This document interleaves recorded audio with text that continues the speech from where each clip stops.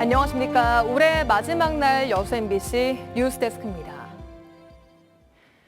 순천시 와룡면 와온해변에서 2023년 마지막 해넘이 행사가 열렸습니다.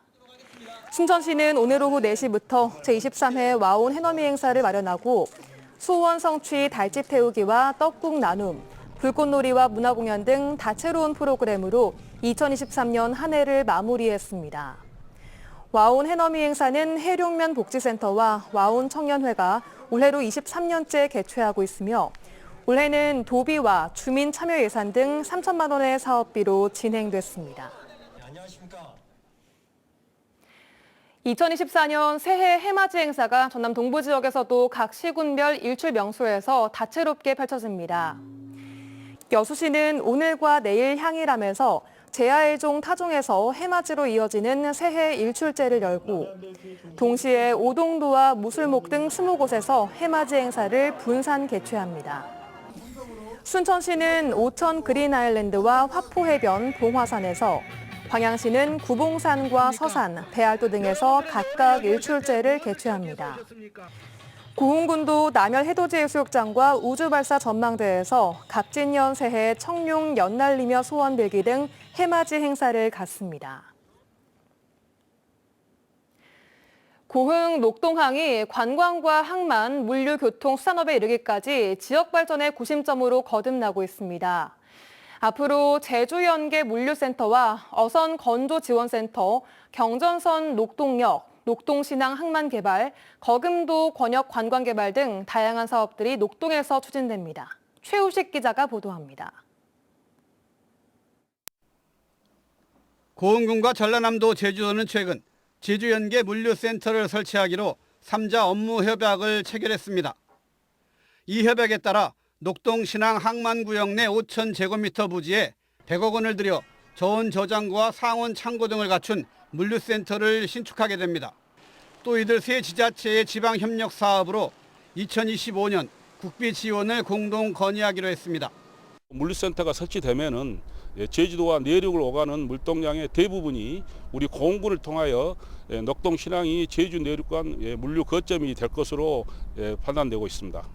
녹동항은 올해 도내에서는 처음으로 7개월간 드론쇼가 진행되면서 고흥 관광의 브랜드 가치를 높이고 지역 관광의 성장 가능성을 확인시키며 핫플레이스로 떠올랐습니다.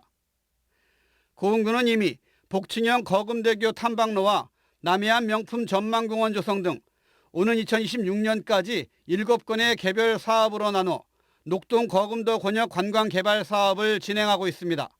녹동항에는 또 조선소와 검사소, 연구소 등을 한 곳에 모아 친환경, 고효율의 어선 건조 기반을 갖춘 전국 최초의 어선 건조 지원센터도 들어섭니다. 국가가 추진하는 이 사업은 2027년까지 총 사업비 490억 원이 투입됩니다. 우주발사체 국가산단 유치와 함께 최근 교역량이 급증하는 김산업 수요를 감안해 2025년 말까지 녹동 신항에 대한 부두 증설과 항로 준설, 무역항 및 국가관리 연안항 지정도 추진됩니다. 특히 국책사업인 우주산업 클러스터 지정으로 화제가 된 경전선 벌교역에서 고흥역, 녹동역을 잇는 철도 건설 계획은 제5차 국가철도망 구축계획 반영이 적극 추진될 예정입니다. 녹동항은 우리 고흥군에서 사회적으로나 경제적으로 가장 활기차고 젊음이 넘치는 열정적인 곳입니다. 또 수산자원의 보고이고 명실상부한 해상교통과 해상 관광의 중심지고요.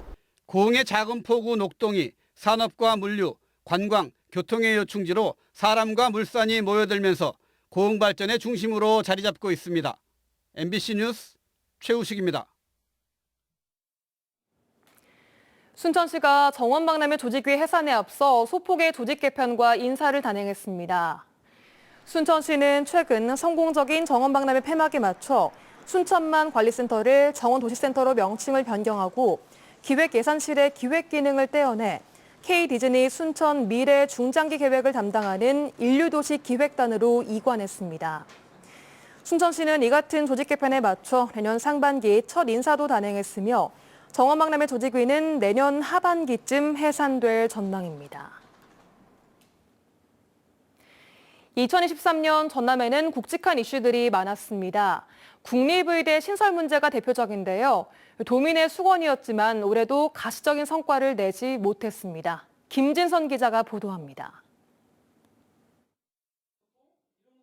지역의 30년 수건과제. 전국 17개 광역시도 가운데 유일하게 의대가 없는 의료취약지 전남. 전라남도가 국립의대 신설을 요구하며 줄곧 외쳐왔던 문구입니다. 실제로 인구 1000명당 의사 수는 서울에 비하면 절반 수준. 치료 가능한 환자의 사망률도 전국 평균을 넘어섰습니다. 하지만 의사협회의 반발로 의대 신설은 한 발자국도 나아가지 못한 상황.